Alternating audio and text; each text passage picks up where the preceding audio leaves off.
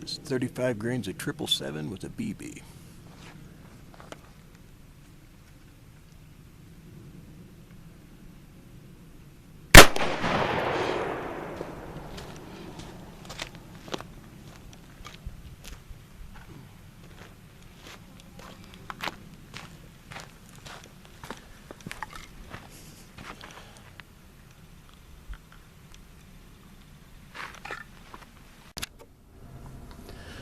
Hey guys, this is a Ruger 10/22 rifle. This is a standard model carbine.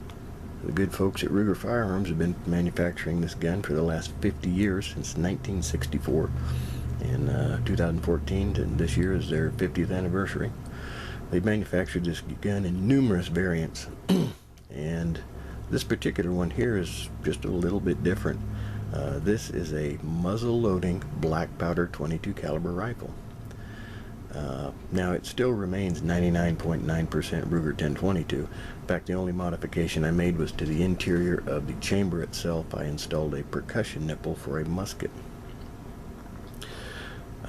Now, before I go any further, I have to state this is an experimental gun. This is not a professionally manufactured thing, and I am an amateur gunsmith. This is something that I came up with on my own, and it's unlikely that a lot of people in the gun community are going to have any use for this, or want to have one or make one, but there may be a very finite small amount of people out there who may try to make one, and if you do, you assume your own risk. This is not a toy, it's a gun, and if you mistreat it, it could easily blow up in your face. So I spent a lot of time and a lot of effort and fired hundreds of rounds through this thing.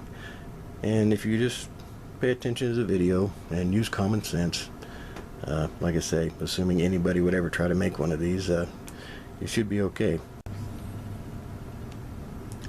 And you can see here exactly what I'm talking about. I just put a percussion nipple down inside of there. I actually get those from trackofthewolf.com. They sell them for about $6, fairly inexpensive. The correct thread is 5/16 by 18 thread count, or 5/16 by 24 thread count. They come in 1/4 inch by 20 in metric sizes, but those are actually too small for this application. And as you can see, it fits right on there and basically mimics a 22 case head inside the chamber, and the firing pin strikes it just like a 22. And you can see here that it strikes the same way on the 22 case head as it does on the percussion cap. And here you can see actually down into the action itself, and you can see the nipple down in there, and it sets right against the bolt.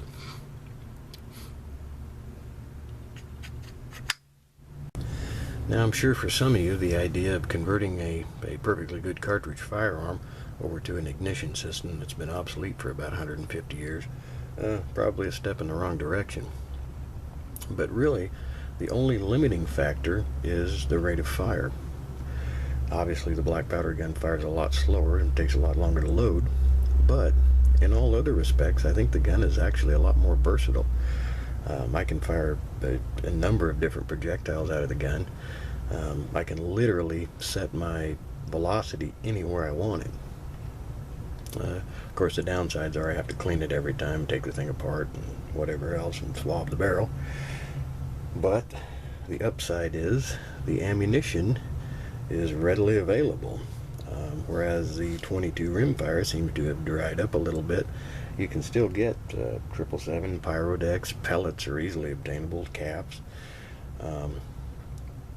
In fact, you could put 1,000 rounds for this gun inside of a shoebox, and powder and caps and pellets. And the cost of firing per round is actually more for the black powder.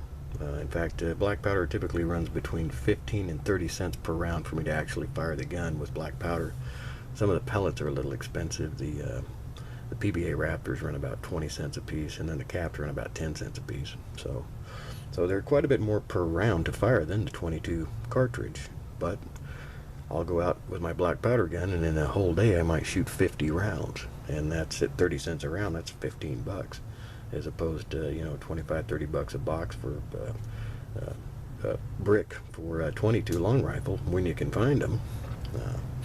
So it actually works out pretty good. It's just a little bit different, and it's slower shooting, which can be a good thing. That can, if you're having problems with your 10-22 and you're stand on the trigger and this kind of slows you down. It'll make you a little more patient, especially if you're a younger shooter or a kid who's just starting out. This might be a good setup. But anyways, it's not as limiting as it first appears. Oh, and these these really nice powder horns I got here, I actually got those on eBay from Austin Walker Powder Horns. The guy does phenomenal work.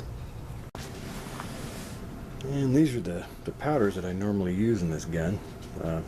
I shoot primarily 777 Hodgdons. It works pretty good in the 3F granulation. In fact, I shoot almost everything in 3F. I have shot 2F out of the gun. It really doesn't want to set it off. The 3F works better. But I like the 777, the Pyrodex. With those, I don't have to swab in between shots. In fact, I can shoot all day with 777 and never swab the gun once. However, with the real black powder, the Old Einsford or the GoX, actually they're both GoX, but with the black powder, I can usually get about 2 shots out of the gun, and then I have to swab the barrel. By the third projectile, it'll lodge in the barrel. Second one is actually pretty draggy, but by the third one it'll just lodge. And then, unfortunately, because of the way the gun is built, I have to fully disassemble the gun to dislodge it. At some point, hopefully I'll figure out a way to get me a CO2 discharger around that nipple inside of there, and I could probably dislodge it that way. But like I say, I don't shoot a lot of black powder out of it, but when I do shoot at the bench, I just swab in between shots. It seemed to work just about as well as anything. And I use those little alcohol prep swabs. In fact, I get 2 patches out of 1 prep swab. They're about a penny a piece at Walmart, and they're soaked up in isopropyl alcohol, which dissipates inside the barrel pretty quickly. I've got that tip from Mike Bellevue. His channel on here is Duelist 1954, and he's got a good black powder channel. If you haven't seen it, you got to go check it out. And the black cleaning rod is actually my ramrod, and that's exactly what it is a cleaning rod that I cut off to the exact same dimension as the inside of the bore on the gun. So when I want to know if it's unloaded or not, I just slide the cleaning rod all the way in, and if it goes all the way in, well, there's nothing inside the barrel. Now, in my opinion, a good range for charges on this gun is anywhere between 5 and 15 grains of powder. That seemed to work pretty well. Now, I do shoot more powder than that out of the gun. In fact, I shoot upwards of 35 grains, 40 grains of powder. Normally, when I'm shooting 30 grain leads, with a 30 grain lead projectile, lead round nose, a 5 grain charge of 777 will give me about 800 feet per second. A 10 grain charge will get me to about 1200 feet per second, and a 15 grain charge will push it out the end of the barrel at about 14 to 1500 feet per second. Now, there's a couple of different manufacturers of percussion caps for musket. One is CCI, and the CCI are a little lower powered there for multiple use or for reenactment use, and they don't have quite as much oomph as the Dynamite Noble. However, they seem to work just as well. The gun itself is extremely in line. Basically, it just has to pass through the nipple. It just has to put a spark through the nipple to get the thing to go off. But I noticed that the Dynamite Noble doesn't seem to plug up quite as bad. And one of the downsides to this is that every 2 or 3 shots, usually I have to run a nipple pick in there. Otherwise, I'll put the cap on and it'll just go pop and it won't set off the charge. And initially, when I started loading the gun and putting the caps on, I used a small pair of needle nose pliers to put the cap on the nipple itself, and that worked okay. But as time went on, I found this Ted Cash capper, which works perfectly. And this is how I put the cap on. I open the bolt, reach up in there with my little capper, just slide one right onto the nipple. I'll press it down with my finger and release.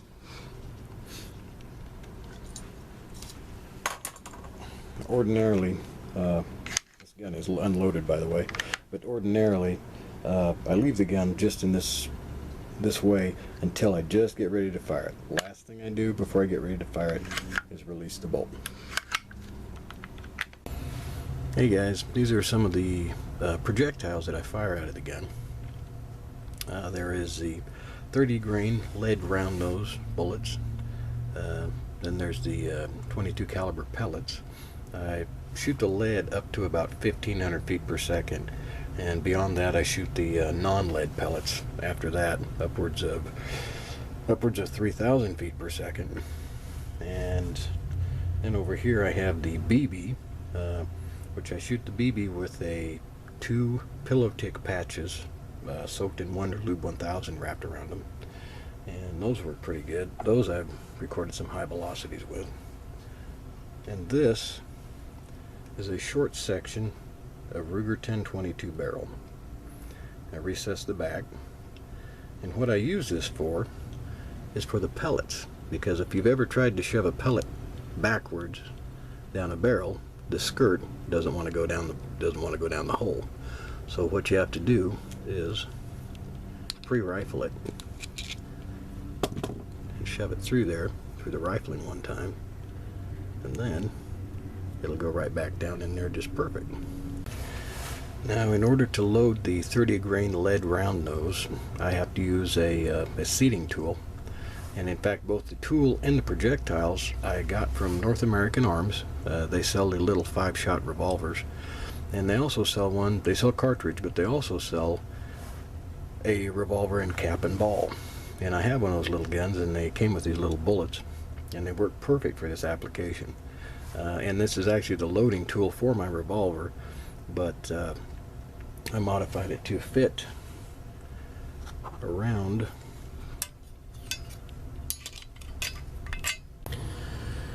Okay, put the lead in the muzzle just like this, and then put my tool around the front sight, and shoves it right in like that. Fully seated 22 lead round nose. Now usually when I load these, I can fire half a dozen shots with the 777. They start to get a little bit draggy inside the barrel, so after about 5 or 6 shots, about every 3rd or 4th shot, I'll put a little bit of lube on the bottom of the base of the bullet. Makes it a little easier to load. Now these are lead pellets. The ones on one of them are copper plated, and the others are about 32.4 grains, which is fairly heavy for an air gun pellet. These, again, neither one of these, I run them up to about 1500 feet per second, and that's about it. And 1500 feet per second with the lighter weight bullet, the 14.72 grains, that's you're gonna hit 1500 feet per second at about 10 or 11 grains. The others will take the 32 grain will take a full 15 grain charge and come out the end of the barrel at about 1500 feet per second. Now these are all non-lead pellets. Exactly what the composition of any one of them is, I don't know. These are silver and these are silver. They look perhaps like aluminum or some sort of aluminum alloy. The PBA Raptors are gold plated, but I'm not sure what the alloy is. I can tell you though, out of the 4 pellets here, the PBA Raptor is probably the hardest one if you smack it with a hammer or if you're trying to pre-rifle it. These down here are actually made by Gammo as well. those are a PBA bullet, and they're about 15 grains. All the other three, the Raptor, the Hypermax, and the Crossman, are about 10 grains. Now with these pellets, I fire these with up to 35 to 40 grains of 777. Now a 40 grain charge of 777 pushes the 10 grain projectiles at over 3,000 feet per second at the muzzle. The PBA bullet just a little bit slower. And this is my BB, or patched ball load. BB weighs about 5 grains, and that's 2 pillow tick patches, both soaked in Wonder Lube 1000. The highest velocity I've ever been able to record with this rifle I did with the BB. With 35 grains of 777 in the gun, the highest velocity I've achieved is 3,244 feet per second.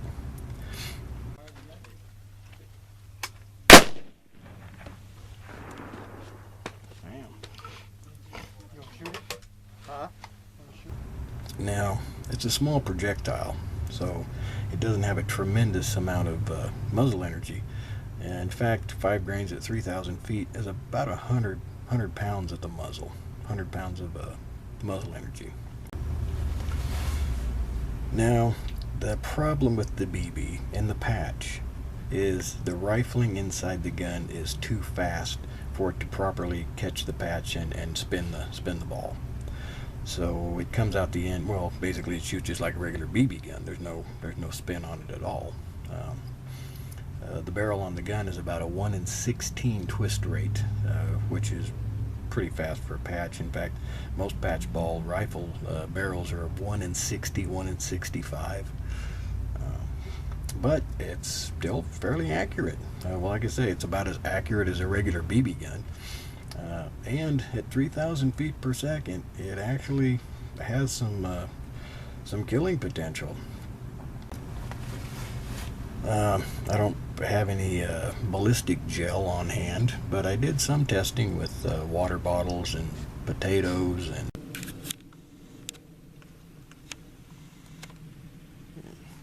this is 35 grains of 777 with a BB.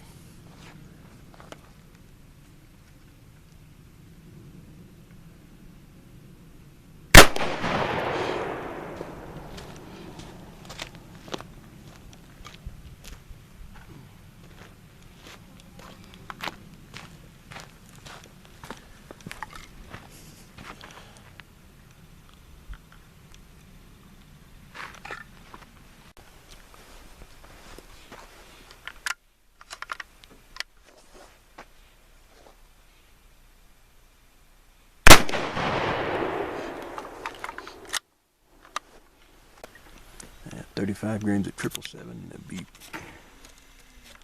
35 grains of 777 and a BB.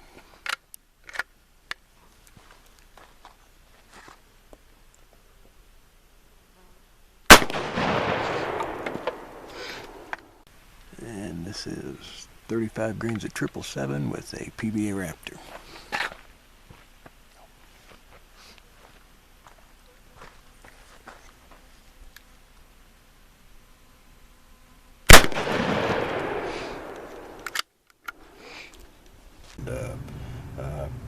I can tell you this, a BB with a 35 grain charge of 777 will go straight through a pressure treated 4x4 post.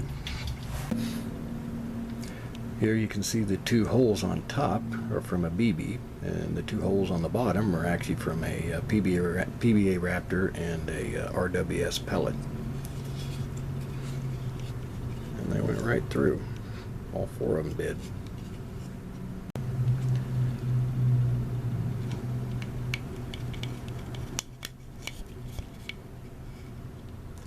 You can see. Now later on I took a 2x6 and nailed it to the back of this thing, and it just went just a little bit into the 2x6 with the BBs. So this is pretty much it, but still fairly impressive for a BB. Well, like I say, the the fastest velocity I've recorded with the 777 is about 3,244 feet per second with the BB, and generally I can get the pellet, the 10 grain pellet, up to around 3,000 feet per second. The old Einsford, the actual black powder itself, about 3,000 feet per second. It's a couple hundred feet per second slower than the 777 on the high-end charges. Now when I started shooting the gun, I didn't start with 35 grains of powder. I started with 5 grains of powder, and over numerous shooting sessions and several hundred rounds, I worked my way up to 35 to 40 grains of powder. With the BB in the patch, at 40 grains, it starts to burn through the patch, and I actually lose velocity. 35 grains will get me over 3,000 feet per second, and 40 grains will get me about 2,500 feet per second. But like I say, 35 grains is pretty much about it. But what happens is black powder is very inefficient, whether it's a substitute black powder or actual black powder. It's not a real efficient propellant. Black powder author Sam Fadala calls it efficiency and the law of diminishing return. And basically what it means is you can continue to put more powder in the barrel and you're not going to get any more velocity. In fact, at one point it begins to slow down. Now, I have actually fired this gun remotely, not from the shoulder, but fired it remotely twice with 100 grains of 777 3F powder in it. Okay, this is a 100 grain charge of 777 3F with a PBA Raptor.